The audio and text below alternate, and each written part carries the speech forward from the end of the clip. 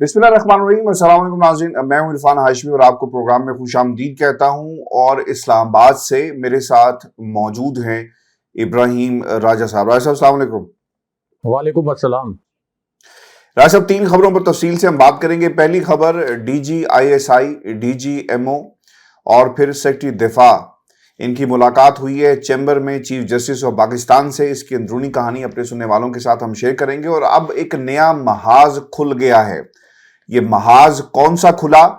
اور اس محاذ کے دونوں اطراف کون لوگ ہیں، اس کی تفصیل اپنے سننے والوں کے ساتھ ہم شیئر کریں گے۔ اور پھر 2 جونیئر جج صاحبان نے شہباز شریف صاحب کے گرد کے خلاف کس قسم کی مزاحمت کی، اور اب ان کے خلاف جو ہے وہ ایک گھیرا تنگ کیا جا رہا ہے۔ یہ کہانی بھی اپنے سننے والوں کے ساتھ ہم شیئر کریں گے۔ اور ایسا پھر فضل الرحمان صاحب جو باتیں کر رہے ہیں، انہوں نے عمران خان کو غیر جمہوری کہہ دیا ہے، تو اس جملے کا بھی پوسٹ مارٹم کریں گے۔ فضل الرحمان صاحب کتنے بڑے جمہوری ہیں، یعنی اپنی جماعت میں ان کی جمہوریت کے کتنے قصے ہیں، اور کس طرح ان کی اپنی جماعت میں یہ کتنے عرصے سے قابض ہیں، یہ بھی بتائیں گے۔ رائے صاحب، یہ ایکسپیکٹڈ تھا کہ فنڈز کا معاملہ سپریم کورٹ پاکستان نے حکم دیا اسٹیٹ بینک کو ریلیز کرو۔ اسٹیٹ بینک نے کہا حکومت کو جا کر کہ جناب مائی باپ توہین عدالت لگ جائے گی اور یہ ہمارے ساتھ مت کریں۔ اور ان کے پیچھے ایک ذہن میں تو بات چل رہی تھی نا راجہ صاحب کہ یار یہ سیاسی حکومتیں آتی ہیں چلی جاتی ہیں، تو ہم نے تو یہیں پہ رہنا ہے۔ سرکاری ملازمین اور باقی جتنے بھی لوگ ہیں ان کو بھی دھمکیاں دی گئی کہ اگر سپریم کورٹ آف پاکستان کے فیصلے پر عمل نہیں کیا جائے گا تو پھر پارلیمان کے فیصلے پر بھی عمل نہ کرنے پر جیل ہو سکتی ہے۔ نوید قمر صاحب کے الفاظ تھے۔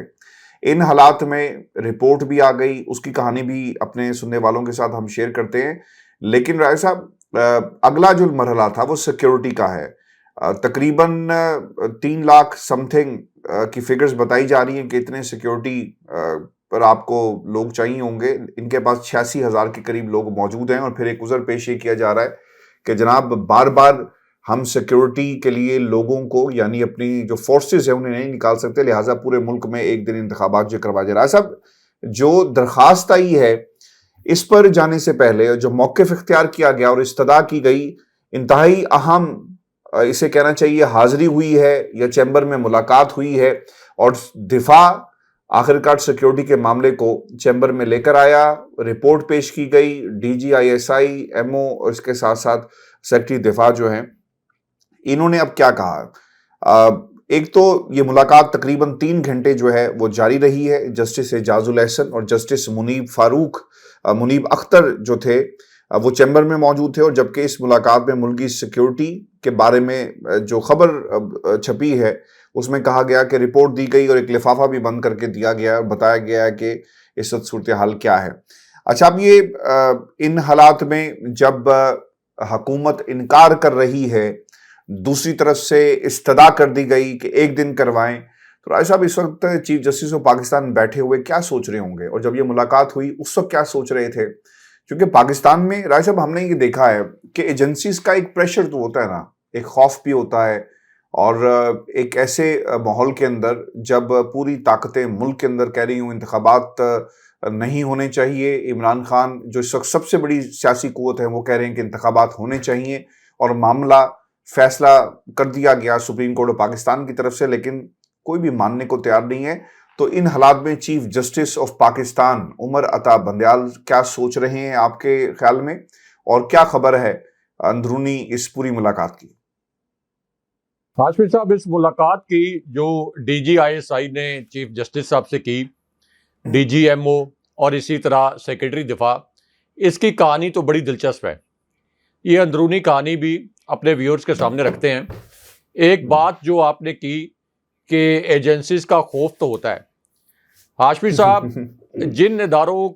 کی عزت ان کے خوف کی وجہ سے کی جائے تو ان اداروں کو یہ سمجھ لینا چاہیے کہ ان کی کوئی عزت نہیں ہے۔ پاک فوج کوئی ایسا ادارہ نہیں ہے کہ جس کی عزت اس وجہ سے کی جائے کہ پاک فوج یا پاک فوج کی ایجنسیوں کی وجہ سے لوگوں کو خوف دلایا جائے۔ پاک فوج سے پاکستانی عوام کی ادروائز بھی بڑی والہانہ محبت رہی ہے، لیکن یہ جو کریک ڈاؤن ہوئے ہیں PTI کے रहनुमाओं के ऊपर, पीटीआई के सोशल मीडिया के कारकुनों पर, इसी तरह सहाफ़ियों पर। तो इससे एक खौफ दिलाने की कोशिश तो ज़रूर की गई, लेकिन जब आप किसी को खौफ दिलाने की कोशिश करते हैं तो फिर जो बाय डिफ़ॉल्ट आपके लिए मोहब्बत और इज़्ज़त होती है उसमें कमी आ जाती है। एक तो ये पॉइंट जो है इसको वाज़े करना बड़ा ज़रूरी है। दूसरी बात ये हाशमी साहब, किसी प्लेटफॉर्म पर हमने जब ये बताया था कि जब इस किस्म के पेचीदा फैसले होते हैं जो कि हुकूमत वक्त के लिए या ऐसी जमात के लिए जिसके मुतल्लिक ये तासुर हो कि उसको इस्टेब्लिशमेंट की हमायत हासिल है, तो फिर इस तरह के पेचीदा फैसलों के वक्त जो चीफ जस्टिस साहब होते हैं या सुप्रीम कोर्ट के जज साहिबान, उनके घरों में भी जाकर अहम हलकों के नुमाइंदे बैठ जाते हैं। इसी तरह जो हुकूमती नुमाइंदे होते हैं बासर या ताकतवर, वो जाके उनके घरों में मुख्तलिफ हीलों बहानों से बैठ जाते हैं, कभी मुबारकबाद देने के बहाने या कभी कोई ताज़ियत के बहाने। कोई आपका दूर दराज का रिश्तेदार 6 साल पहले भी फौत हुआ है तो उसकी ताज़ियत के लिए भी ताकतवर हलकों के नुमाइंदे पहुंच जाते हैं कि जज साहब हम आपके साथ ताज़ियत करने आए हैं, आपका 6 साल पहले कोई नामालूम रिश्तेदार दूर दराज का वो फौत हो गया था। अब उस ताज़ियत के मौके पर फिर जज साहब को जो पैगाम देना होता है वो पैगाम पहुंचा दिया जाता है। अब हाशमी साहब, चीफ जस्टिस साहब को ये पैगाम पहुंचाया गया कि DGISI जो है वो आपसे मुलाकात करना चाहते हैं। अब ये कोई मामूली अमल नहीं है, ये इंतहाई गैर मामूली अमल है कि DGISI जो ISI के सरबराह हैं वो जाकर चीफ जस्टिस साहब पाकिस्तान से मुलाकात करें, और एक ऐसे मौके पर मुलाकात करें जब सुप्रीम कोर्ट ने ये डिसीजन दे रखा है कि बर वक्त इलेक्शन होने चाहिए और आइन के तहत ये गुंजाइश ही नहीं है कि आप वक्त से आगे इलेक्शन को लेकर जाएं। तो इस वजह से अगर नॉर्मल हालात में भी DGISI की मुलाकात हो किसी चीफ जस्टिस से तो ये भी बहुत बड़ी खबर होती है। लेकिन ये ऐसे हालात में जब इलेक्शन के मुतल्लिक सुप्रीम कोर्ट फैसला दे चुकी है, ये PDM का वो टोला जिसको अदालतों ने करप्ट, इश्तिहारी, सिसिलियन माफिया, पेशावर मुजरिम करार दिया, ये इस वक्त इलेक्शन नहीं कराना चाहते। और इसी तरह की इस्तदा लेकर अगर DGISI जाएंगे चीफ जस्टिस के पास तो जाहिर है कि ये एक बहुत बड़ी खबर बनेगी, और इस खबर के अंदरूनी कहानी का जो साफ़ी हैं वो भी खोज लगाने की कोशिश करेंगे। तो एक तो इस मुलाकात के मुतल्लिक ये तय किया गया चीफ जस्टिस साहब की जानिब से कि ये मुलाकात चीफ जस्टिस साहब के चैम्बर में होगी। यानी ऐसा नहीं है कि ये मुलाकात कोई चीफ जस्टिस साहब के घर पर हो, इसको मुकम्मल तौर पर खुफिया रखा जाए, अगरचे इसका कोई एलामिया वगैरह जारी नहीं किया गया। ना ही इस मुलाकात से पहले कोई अनाउंसमेंट की गई कि DGISI और फौज से जुड़ी ये जो ताकतवर शख्सियात हैं ये और सेक्रेटरी दिफा जाकर मिलेंगे, और इस मुलाकात के बाद भी किसी किस्म का कोई एलामिया, स्टेटमेंट, कोई प्रेस रिलीज जारी नहीं किया गया। उसके बाद चीफ जस्टिस साहब की जानिब से एक और जो फैसला किया गया जिसको आप एक सरप्राइज भी कह सकते हैं, वो ये था कि अकेले चीफ जस्टिस जो हैं वो DGISI से या ये जो फौज के दीगर आला तरीन ओहदेदार हैं जो कि चीफ जस्टिस साहब से मिलने के ख्वाहिशमंद थे, उन्होंने कहा कि मैं अकेला नहीं मिलूंगा, और ये हमारा जो 3 रुकनी बेंच था जिसने इलेक्शन के हवाले से फैसला दिया, ये हमारा पूरा बेंच मिलेगा। अब इससे तो ये जाहिर हो गया कि बराह रास्त DGISI और चीफ जस्टिस साहब की जो मुलाकात हुई इसका मौजू इलेक्शन था, वरना ये जो 3 रुकनी बेंच है इसको इस मुलाकात में शरीक ना किया जाता। ये वही बेंच है जिसने स्पेसिफिकली इलेक्शन के मुतल्लिक फैसला दिया। तो एक बात तो तय हो गई, ये जो मैंने हकायक थोड़े से शायद हमारे लोगों को, व्यूअर्स को बुरा लगे, लेकिन ये हकायक लोगों को बताना जरूरी था कि ये तय हो गया, इन हकायक जो हमने अपने व्यूअर्स के सामने रखे कि ये इलेक्शन के मुतल्लिक, ये मुलाकात इलेक्शन के मुतल्लिक थी। इलेक्शन को देर से कराने के लिए, इलेक्शन को वक्त पर कराने के लिए, या इलेक्शन के इनकाद में जो रुकावटें हैं या जो सिक्योरिटी हर्डल्स हैं, ये तय हो गया ना, ये तय हो गया कि ये मुलाकात जी सॉरी मैं आपकी बात काट रहा हूं, वो देखें तय भी हो गया, और फिर जो दरखास्त आ गई राय साहब इसके बाद तो बिल्कुल ही तय हो गया कि वो चाह क्या रहे हैं कि सारे इंतखाबात जो हैं एक दिन नहीं करवाओ। और उन्होंने तो कह दिया है कि वजारत दिफा की तरफ से जो रिपोर्ट आई है वही कहते हैं कि मुल्क भर में एक साथ इंतखाबात का हुक्म दिया जाए और सुप्रीम कोर्ट पंजाब में इंतखाबात का हुक्म वापस ले। अदालत सिंध और बलोचिस्तान असम्बली की मुद्दत मुकम्मल होने पर इंतखाबात का हुक्म दे। मुल्क में जारी सिक्योरिटी सूरत हाल के पेश नजर सुप्रीम कोर्ट 4 अप्रैल का फैसला वापस ले اور خواجہ آصف صاحب نے بھی یہ کہہ دیا ہے کہ بڑی تعداد میں سیکیورٹی اہلکار بار بار الیکشن کے لیے موبلائز نہیں کر سکتے، بہتر ہوگا الیکشن ایک ہی دن کروائے جائیں. اور یہ تو اب ایک رپورٹ بھی دے دی گئی ہے، لفافہ بند کر کے دیا گیا تھا. یہ تو آپ نے کہا، بالکل ٹھیک کہا، یہ تو باقاعدہ طور پر اسی بینچ کے سامنے ایک درخواست بھی آ گئی ہے. جی، اب اس کے اندر جو مزے کی خبر ہے وہ بھی سن لیں ہمارے جو ویورز ہیں. ایک تو ظاہر ہے کہ یہ ایک طرف سے 3 شخصیات شریک، دوسری جانب سے بھی 3 شخصیات شریک. اب اس کے بعد چیف جسٹس صاحب نے یہ فیصلہ کرنا ہے کہ وزارت دفاع نے جو درخواست دی کہ سیکیورٹی اہلکار فراہم نہیں کیے جا سکتے اور ایک ہی دن قومی اسمبلی اور صوبائی اسمبلیوں کے الیکشن ہونے چاہیے. اب ہاشمی صاحب، اس کے اندر ایک آپشن یہ ہے سپریم کورٹ کے پاس کہ وہ حکومت کو بلائے، ان کو یہ کہے کہ صوبائی اسمبلیوں کی تو تحلیل ہو چکی ہے، یہ تو آئین کے تحت آگے الیکشن نہیں جا سکتے، لیکن دوسری جانب اگر آپ قومی اسمبلی تحلیل کر دیں تو یہ تو کوئی غیر آئینی عمل نہیں ہوگا. یعنی اگر سپریم کورٹ ان الیکشنز کو، صوبائی اسمبلی کے الیکشنز کو آگے لے جائے، یہ ایک غیر آئینی عمل ہوگا. لیکن اگر حکومت قومی اسمبلی، شہباز شریف ایک ایڈوائس بھیجیں صدر کو کہ قومی اسمبلی میں تحلیل کر رہا ہوں، تو یہ غیر آئینی عمل نہیں ہوگا. یہ شہباز شریف جعلی پرائم منسٹر ہی صحیح، لیکن یہ ان کا استحقاق ہے کہ بطور پرائم منسٹر وہ ایڈوائس بھیجیں اور پھر صدر کو یہ ایڈوائس منظور کرنا پڑے گی. تو یہ ایک آئینی عمل کیا جائے. اور وزارت دفاع کی جو درخواست ہے کہ ایک ہی وقت میں قومی اسمبلی اور صوبائی اسمبلیوں کے الیکشن کرائے جائیں، تو پھر تو یہ ایک ہی وقت میں ہو جائیں گے قومی اور صوبائی اسمبلیوں کے الیکشن. جی بسم اللہ،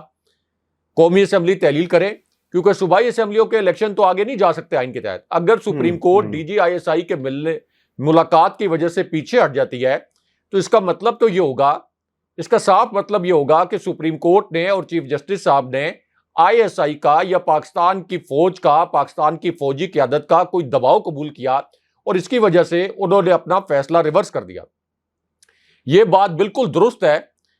کہ سیکیورٹی کی فراہمی جو ہے وہ ظاہر ہے کہ پاک فوج کی ذمہ داری ہے،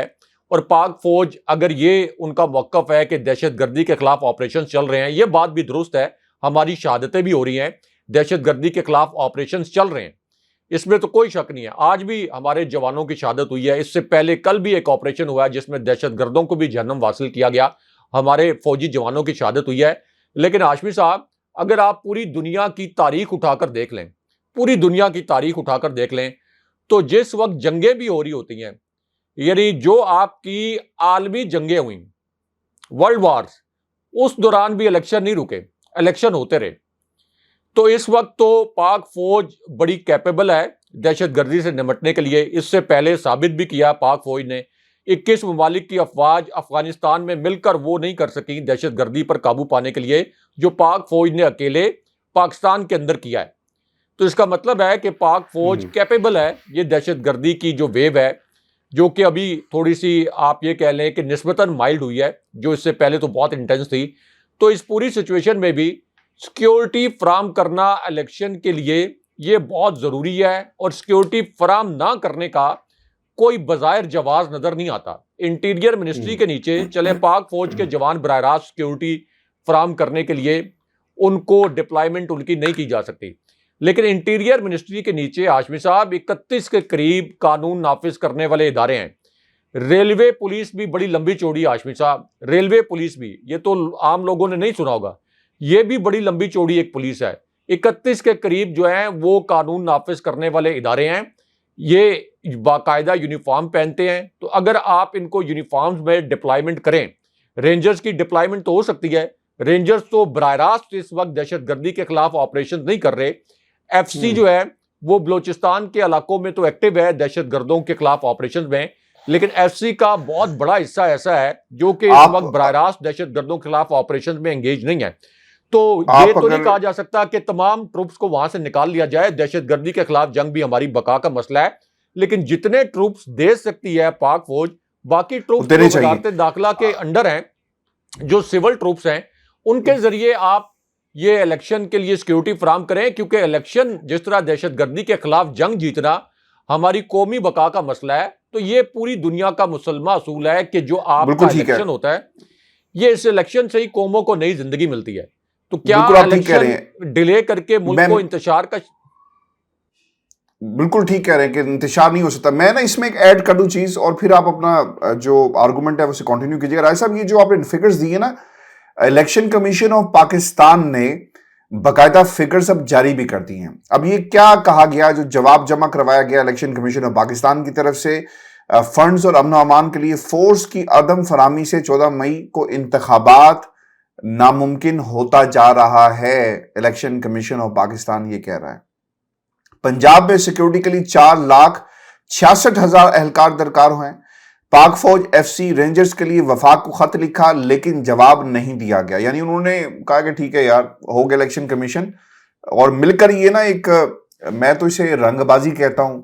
اور رنگ بازی کی جا رہی ہے. الیکشن کمیشن, وفاقی حکومت اور بنارسی ٹھگوں کا یہ جو 13-14 جماعتوں کا ٹولہ ہے, رائے صاحب یہ مل کر کھیل رہا ہے.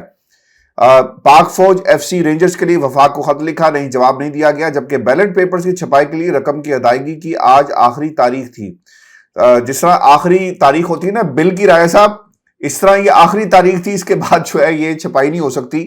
اور آپ کو یہ جرمانہ پڑے گا. تصویروں والی انتخابی فہرستوں کی چھپائی پہلے ہی تاخیر کا شکار ہے.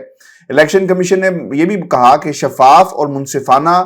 پرامن انتخابات کے لیے کمیشن کی ذمہ داری ہے. زمینی حقائق کے پیش نظر 8 اکتوبر انتخابات کے لیے مناسب تاریخ ہے. اگر 8 اکتوبر کی تاریخ پر عمل نہ کیا تو ملک میں انارکی کا خدشہ ہے.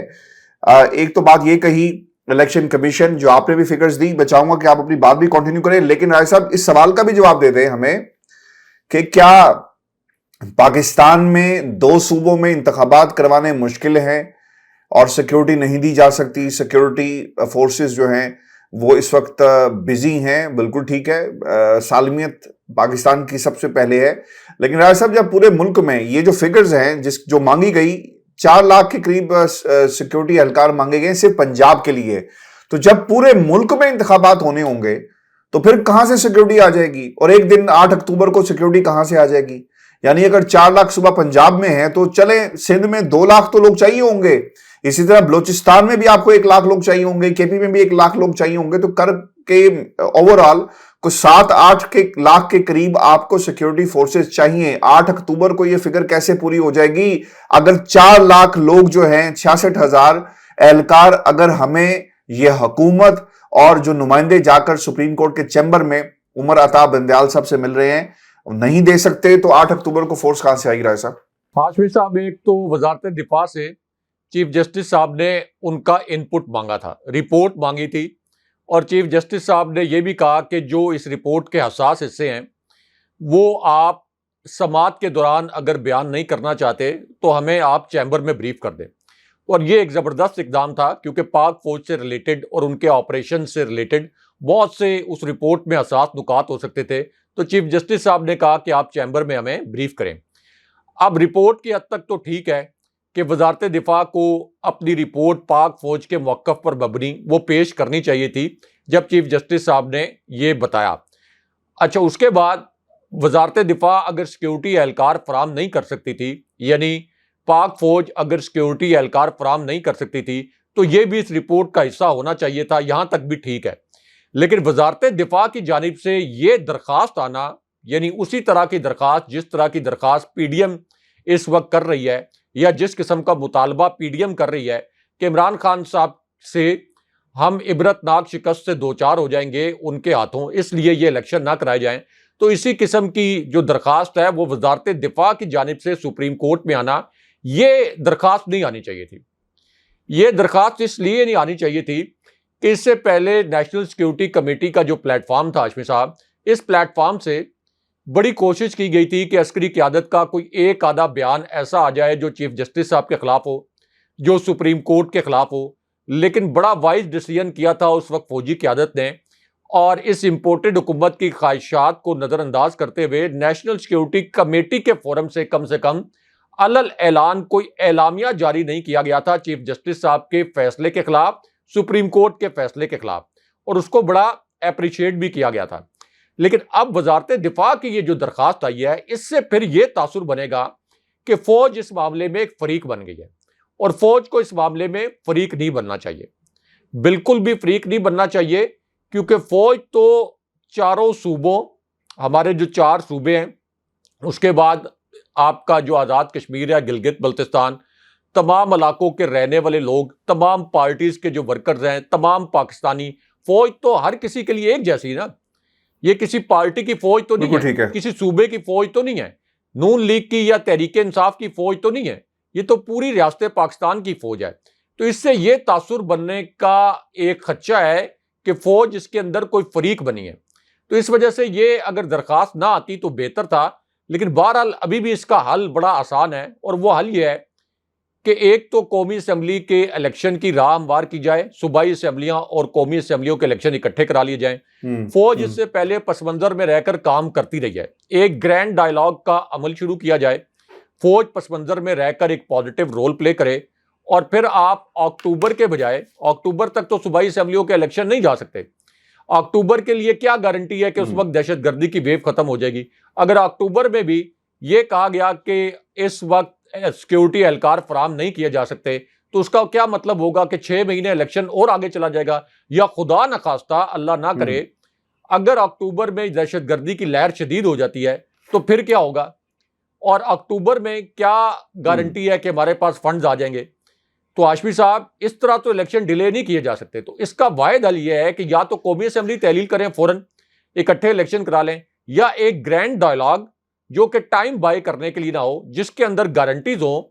فوج پس منظر میں رہ کر کام کرے، اگر فوج نے اس پورے معاملے میں فریق بننا ہے، اور پازیٹیو رول پلے کرتے ہوئے یہ آئینی بحران ختم کرے، ادروائز کوئی آپشن نہیں ہے چیف جسٹس صاحب کے پاس کہ وہ اپنا فیصلہ ریورس کریں، کیونکہ اگر اب یہ فیصلہ ریورس کیا گیا تو پھر تاثر یہی بنے گا کہ یہ جو ملاقاتیں ہوئی ہیں چیف جسٹس صاحب کے چیمبر میں، ان ملاقاتوں کی وجہ سے یہ فیصلہ ریورس ہوا ہے، اور دوسری بات یہ ہے کہ یہ حقائق جو ہیں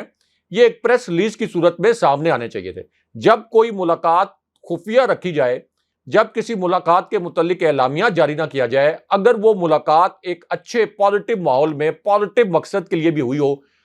پروبیبلی بہت پازیٹیو مقصد کے لیے ڈی جی آئی ایس آئی وہاں جا کر بیٹھے ہوں گے کہ چلیں یہ ملک کے اندر بدترین آئینی بحران چیف جسٹس اور حکومت کے درمیان یہ جو ایک ہیڈ آن ہوئے ہوئے ہیں، اور اس سے ملک کی معیشت کو بھی نقصان پہنچ رہا ہے، تو چلیں یہ ماحول ختم ہو۔ لیکن جب ان ملاقاتوں کو خفیہ رکھا جاتا ہے تو پھر بہت سے سوالات اٹھتے ہیں، اس لیے اس کا ایک باقاعدہ اعلامیہ جاری ہونا چاہیے تھا۔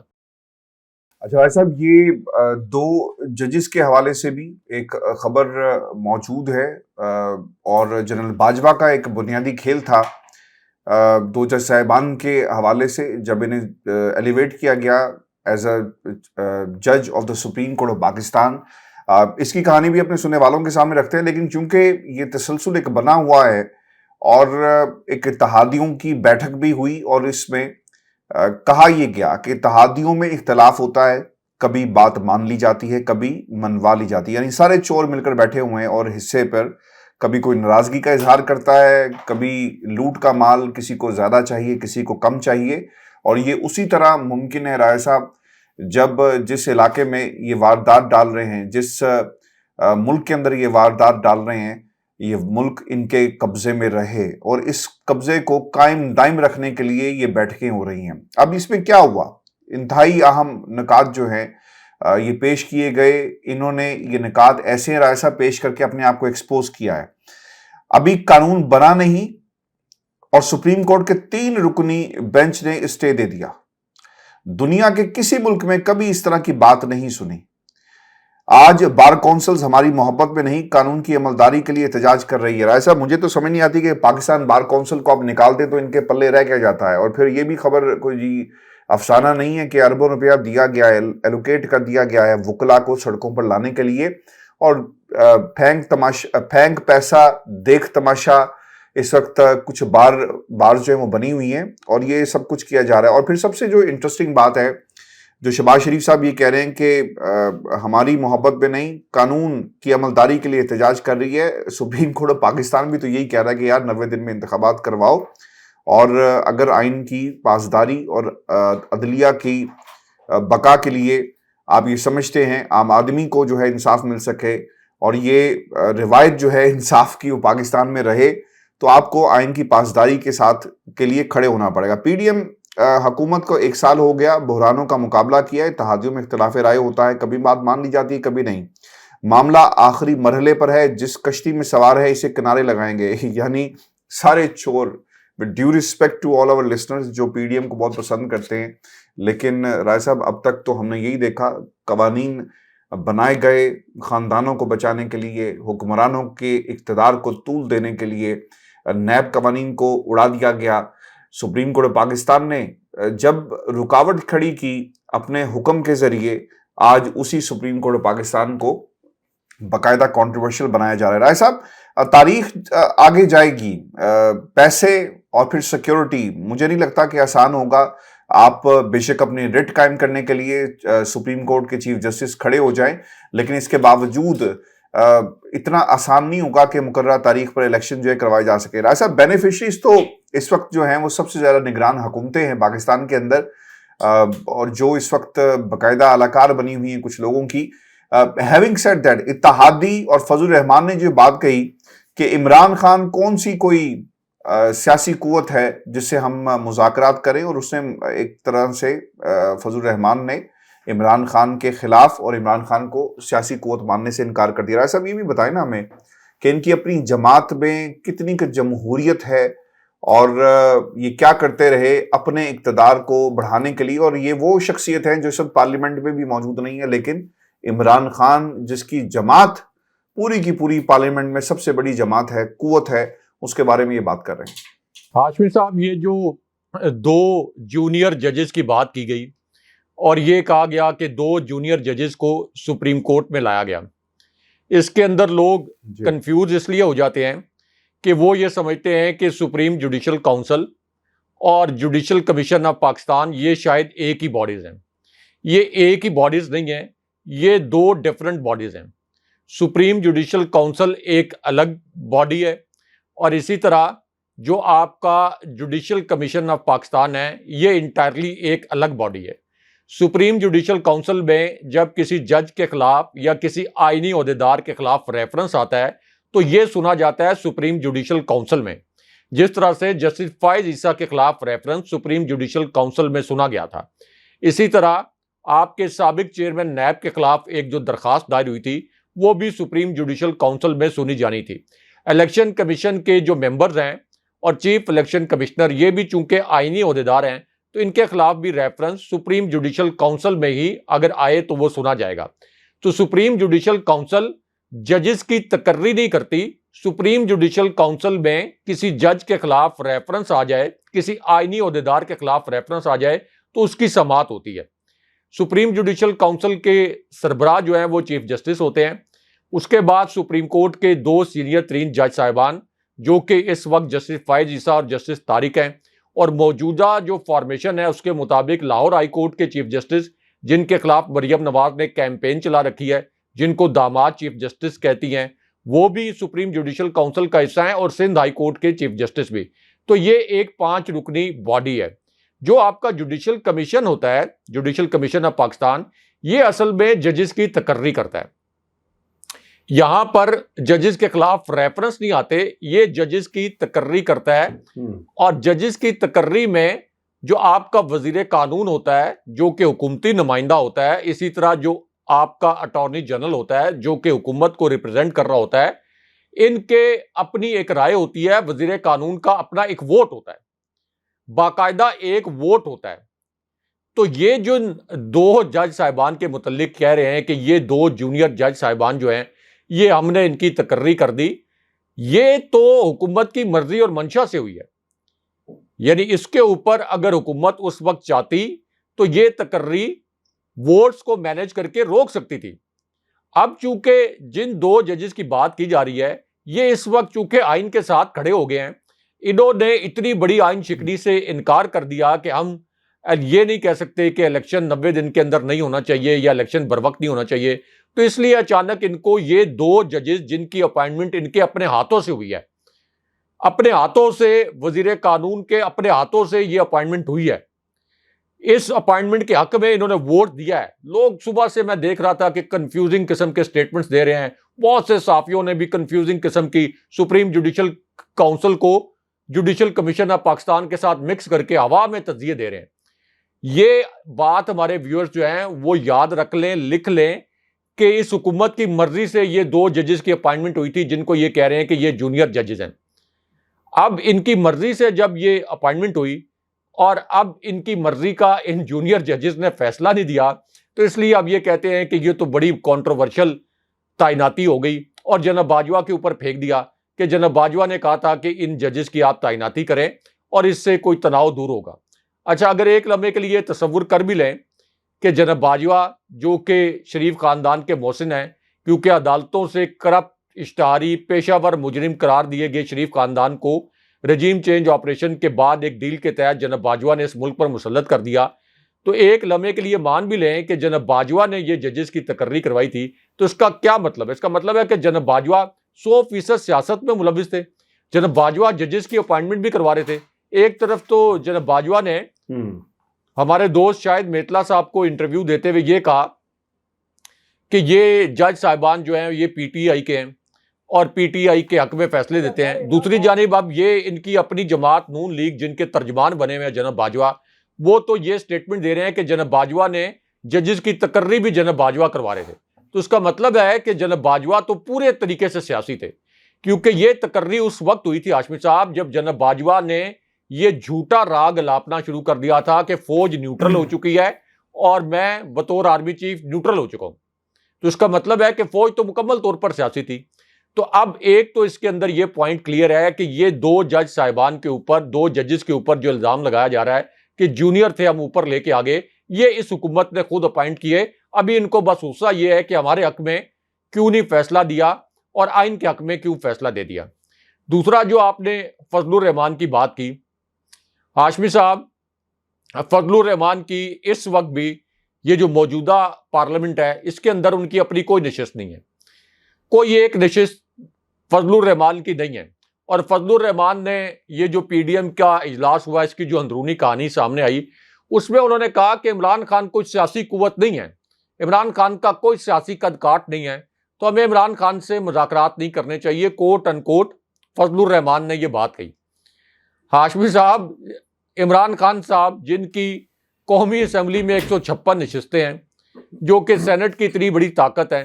جو کہ آزاد کشمیر اور کے پی کے حکمران ہیں، جو کہ چند ہفتے پہلے تک، اس سے پہلے جو آزاد کشمیر گلگت بلتستان کے حکمران ہیں اور چند ہفتے پہلے تک کے پی اور پنجاب کے بھی حکمران تھے، جن کے پاس کراچی کے شہری علاقوں کا مینڈیٹ بھی ہے۔ بلوچستان میں ان کی مخلوط حکومت تھی، جو کہ پاکستان کے اندر واحد بائنڈنگ فورس ہیں، خیبر سے لے کر کراچی تک جہاں چاہیں جس وقت مرضی چاہیں جلسہ کریں، لاکھوں کی تعداد میں لوگوں کو اکٹھے کر لیتے ہیں، اور دوسرے شہروں میں سکرینز لگ جاتی ہیں، بالکل اس طرح جیسے پاکستان انڈیا کا کوئی کرکٹ میچ ہوتا ہے تو سکرینز پر لوگ دیکھ رہے ہوتے ہیں۔ یہ تو عمران خان صاحب نے تاریخ الٹا دی۔ ان کے متعلق فضل الرحمان جن کی اپنی ایک نشست نہیں ہے، وہ یہ لطیفے چھوڑ رہے ہیں، یہ شگوفے چھوڑ رہے ہیں کہ عمران خان تو کوئی سیاسی قوت نہیں ہے۔ اگر عمران خان کوئی سیاسی قوت نہیں ہے تو بسم اللہ کریں، الیکشن کروائیں۔ عمران خان صاحب سیاسی قوت نہیں تھے تو آپ نے جناب باجوہ کی سرپرستی میں 2 ضمنی الیکشن لڑے، مسٹر ایکس وائی زی کو ملا کر الیکشن لڑا، الیکشن کمیشن کو اپنا کٹ پتلی غلام بنا کر الیکشن لڑا، حمزہ شہباز کی جعلی حکومت نے پورے ریاستی وسائل استعمال کیے، اس کے باوجود 13 جماعتیں پلس جناب باجوہ پلس جناب باجوہ کے نیچے senior general plus mister X Y Z plus election commission, لیکن عوام نے ان تمام پلسز کو مائنس کر دیا اپنے ووٹ سے، ان سب کو مائنس کر دیا۔ تو اگر عمران خان صاحب سیاسی قوت نہیں تھے تو کیسے جیتے وہ یہ الیکشن ان تمام قوتوں کے خلاف؟ اور ابھی آپ الیکشن کروا لیں، پتہ چل جائے گا کہ عمران خان صاحب سیاسی قوت ہیں یا نہیں۔ اچھا راج صاحب، جب ہم یہ پروگرام کر رہے ہیں ایک ایکسکلوسیو اور ایک بڑی بریکنگ نیوز آ گئی ہے، اور جو خبر ہماری پہلی تھی، سپریم کورٹ پاکستان میں رپورٹ جمع کروائی گئی، اب اس کے مدرجات منظر عام پر آ گئے ہیں، اور یہ ایکسکلوسیولی ہم اپنے سننے والوں کے ساتھ شیئر کر رہے ہیں۔ وزارت دفاع کی سپریم کورٹ میں جو رپورٹ ہے یہ اس کے مدرجات ہیں، اور اس رپورٹ میں یہ کہا گیا ہے کہ انتخابات کے لیے 3,85,485 اہلکاروں کی ضرورت ہے، یہ بھی رپورٹ کے اندر لکھا گیا۔ اور پھر یہ بھی کہا گیا کہ سیکیورٹی یعنی کے پی بلوچستان میں جاری آپریشن سے فوری جوانوں کو ہٹانا ممکن نہیں ہے، یہ جواب دیا گیا ہے اس رپورٹ کے اندر۔ اور پھر یہ بھی لکھا گیا اس رپورٹ میں کہ وزارت دفاع کی رپورٹ میں پڑوسی ممالک کی صورتحال کا بھی ذکر کیا گیا، یعنی بارڈرز کے اوپر اس وقت ہماری کیا پوزیشن ہے اس کا حال احوال بھی اس رپورٹ میں دیا گیا ہے، نمبرز بتائے گئے، اور یہ بھی کہا گیا کہ سیکیورٹی صورتحال سے نمٹنے کے لیے صرف پولیس جو ہے وہ ناکافی ہوگی۔ اور انتہائی اہم نقطہ یہ ہے کہ جو اس وقت آپریشن کے پی اور بلوچستان میں جاری ہیں، اگر ان کو ختم کیا گیا یعنی روک دیا گیا تو اس کا اثر جو ہے وہ بلوچستان کے بعد پنجاب اور سندھ پر بھی پڑے گا، اور ان آپریشن سے فوری طور پر جوانوں کو ہٹانا شاید اتنا آسان نہیں ہو سکے گا۔ اور یہ بھی بتایا گیا کہ کے پی بلوچستان آپریشن کی وجہ سے پنجاب سندھ کی صورتحال مستحکم ہوئی، چونکہ آپریشنز ہو رہے ہیں، اور اس کی وجہ سے جو اس وقت لا اینڈ آرڈر کے مسائل بہت حد تک جو قابو پا لیے گئے، جس کی بنیادی وجہ بتائی جا رہی ہے ان آپریشنز کو جو اس وقت ہمارے مختلف علاقوں یعنی بلوچستان میں اور دیگر جو شمالی وزیرستان کے جو علاقے ہیں وہاں پر ہو رہے ہیں۔ اور اکتوبر کے آغاز تک رائے صاحب یہ بھی کہا گیا ہے کہ فورسز سیکیورٹی فراہم کرنے کے لیے دستیاب ہوں گی۔ رائے صاحب جواب آ گیا ہے، اور میرا خیال ہے کہ سالمیت سے بڑا کوئی مسئلہ نہیں ہوتا ہے۔ ایسا لگتا ہے کہ اس رپورٹ کے بعد سپریم کورٹ آف پاکستان بھی جو ہے وہ اپنے فیصلے پر نظر ثانی کرے گی۔ یہ میری پریڈکشن اسیسمنٹ ہے، یہ مجھے لگ رہا ہے کہ اس رپورٹ کے بعد ایسا نہیں ہو سکتا کہ حالات خراب ہوں اور سپریم کورٹ آف پاکستان کہے اور بعد ویسے جو ہے نا وہ کسی بھی ملک کی سالمیت کے لیے سب سے بڑا جو فیکٹر ہوتا ہے وہ الیکشن کروانا ہوتا ہے۔ الیکشن کروانے سے قوموں کو بقا ملتی ہے، ملکوں کو بقا ملتی ہے، نئی زندگی ملتی ہے، خاص طور پر ایسے حالات میں جب آپ مکمل طور پر دیوالیہ ہو چکے ہوں، جب ملک کے اندر اس قسم کا انتشار ہو جس قسم کا پاکستان کے اندر انتشار ہے، جس طرح سے معاشرہ مکمل طور پر تقسیم ہے، جس طرح سے عوام پر مہنگائی کا قہر نازل ہو چکا ہے، جس طرح سے 70% عوام کہہ رہے ہیں کہ بر وقت الیکشن کروائیں، اور 70% عوام کہہ رہے ہیں کہ مہنگائی پر قابو پانے اور ملک کو آگے لے جانے کی صلاحیت اس حکومت میں نہیں ہے، تو پوری زندگی آپ پوری تاریخ اٹھا کر دیکھ لیں، ہر ملک کی تاریخ اٹھا کے دیکھ لیں کہ جب بھی اس قسم کے کرائسس آئے ہیں، جس کرائسس سے پاکستان گزر رہا ہے، تو اس کا واحد حل الیکشن ہوتا ہے، اور الیکشن کے بعد پھر آپ کے حالات جو ہیں وہ سٹیبلائز ہونا شروع ہوتے ہیں۔ لیکن اینی ویز اس کے اوپر میرا خیال پروگرام کا ٹائم زیادہ ہو گیا، اس کے اوپر اگلے پروگرام میں میرا خیال ڈسکشن کریں۔ بالکل ٹھیک ہے، آپ کہہ رہے ہیں صاحب۔ ویورز یہ شو تھا آج کا ہمارا، اپنے کمنٹس بھیجیے گا، چینل کو ضرور سبسکرائب کریں، مجھے اور ابراہیم رائے صاحب کو اجازت دیجیے، اللہ نے کے بعد اللہ نے کے بعد۔